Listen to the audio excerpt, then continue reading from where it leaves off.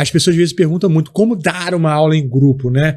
E isso é uma coisa muito difícil. Isso é uma coisa muito difícil, porque como que você ensina a pessoa a dar aula em grupo em uma aula ou um story, por exemplo, né? Não tem como você fazer isso em uma aula ou um story. Muita gente pergunta, na caixinha de perguntas, como que eu consigo dar aula em grupo? Isso é uma coisa que você vai precisar construir com o tempo. Então não é uma coisa que vai, de um dia para o outro, você vai aprender a dar uma aula em grupo. Então você precisa investir nessa questão de como entregar uma aula, estudar, se transformar num bom professor. Isso é uma coisa que você vai investir no médio, longo prazo, tá, gente? Então, só desmistificar essa questão de achar que dar uma boa aula é uma coisa que você aprende de um dia para o outro. Tá? Então, antes de você sair dando uma aula em grupo, procure estudar um pouco mais sobre isso. Você não precisa ficar anos estudando sobre como dar uma aula em grupo. A questão não é essa. Se você já é um professor que dá uma boa aula individual, o que eu recomendo você fazer? Tenta fazer uma aula em grupo para você modelar o processo desse professor. Começa a testar aulas com grupos menores, tá? Isso é muito legal você começar a testar. A aprendizagem ela é muito ativa. Eu falo muito lá na escola o seguinte, para professores, por exemplo, que estão entrando, não tem muita experiência em dar aulas em grupo. O que eu faço? Eu proponho começar com duplas. Porque aí o professor já vai saber a dinâmica de lidar com mais de uma pessoa. E depois eu vou aumentando, eu coloco uma turma com 3, depois uma turma com 4, uma turma com 5. Sempre em forma crescente, mas começando com menos, com o que são 2, né? E eu acho que é uma grande experiência. Normalmente o professor, ele que tem um pouco de receio disso, quando ele faz isso, ele fala, cara, eu sou capacitado e dou conta, porque é um assunto que ele domina. Então, independente se vão ter uma pergunta, uma pessoa perguntando, outra pessoa perguntando, ele vai dar conta de responder, entendeu? Ele tem que criar uma boa dinâmica em grupo, né? Essa questão toda, a aula precisa ter uma dinâmica. Como que você vai conseguir envolver os alunos na aula, né?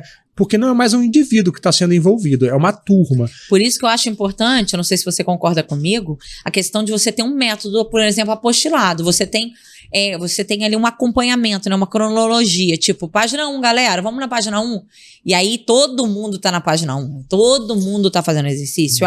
Tem exercícios para serem corrigidos, então vamos lá. Matheus, sua vez. Qual que é a vez, não sei o quê? Fulano, qual a sua vez? Eu não sou professora, mas eu vejo que essa interação funciona muito bem. Por isso que eu acredito que uma metodologia já escrita te ajude a conseguir dar aulas em turma melhor. Eu gosto muito de colocar os alunos para tocar entre si, entendeu? Então, o que acontece? Vamos supor aqui que eu esteja passando para os alunos um modo. Vamos botar aqui... Vamos tocar o modo dórico. Então eu coloco 3 alunos para tocarem juntos. Eu sempre faço uma dinâmica de 2 ou 3 alunos que vai rodando esse círculo, né? Um aluno faz o baixo, o outro aluno faz o acorde, outro aluno faz o solo. Por que isso é legal? Porque o aluno não tem muito tempo para ficar parado. Eu gosto disso. O aluno vai ter uma experiência de fazer uma linha de baixo e conduzir. Eu sempre falo assim, cara, a sua condução de baixo tem que manter mais. O acorde, sai dessa região do baixo aqui, usa uma região mais aguda. O improvisador, cara, fica atento ao que está acontecendo aqui. Eu estou dando um exemplo por alto assim, mas o que acontece?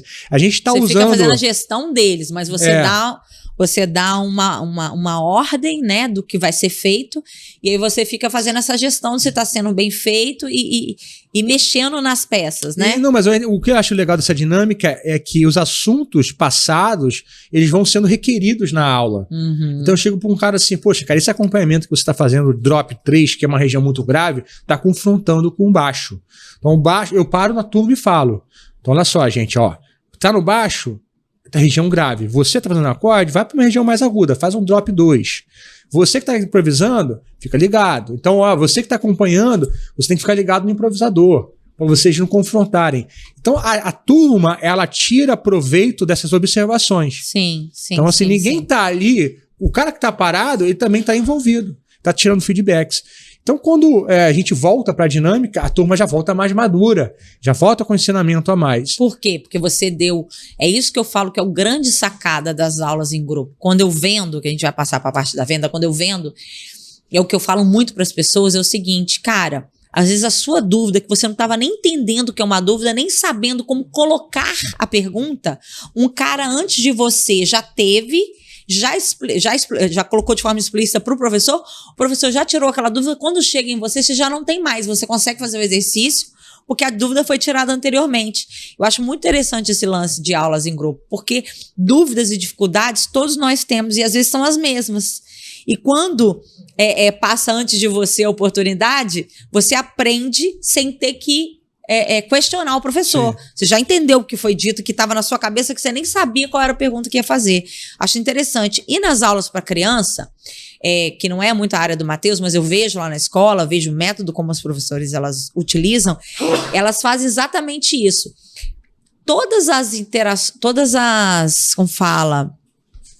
os apontamentos que elas vão fazer, elas sempre chamam a atenção de todos os alunos para que eles possam ver qual é a dúvida que está sendo tirada do coleguinha, né?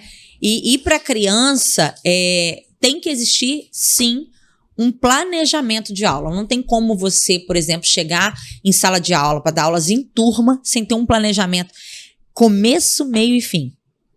Eu vejo lá, quando eu pego os planejamentos, por exemplo, musicalização. Elas têm. Começa com a rodinha, vão cantar a música da rodinha, todo mundo canta a música da rodinha. Depois da rodinha, tem não sei o que da história, contação de história. Aí depois da contação de história, é a vez de não sei quem no piano, não sei quem com o ukulele, não sei quem fica sentado com o chocalhinho. Ela já tem toda a ordem. Por quê? É uma aula que tem que ser de forma mais metódica, porque você está lidando com criança. Obviamente, você vai ter imprevisto. Às vezes você não vai conseguir fazer tudo que planejou, às vezes você vai ficar na primeira, porque uma criança vai dar trabalho, mas está ali planejado. Você, como adulto, você pode talvez correr mais, fazer além do que você imaginava. Por isso que somente a apostila já é suficiente, que você pode dar página 1, página 2, acabar na 3 ou na 4.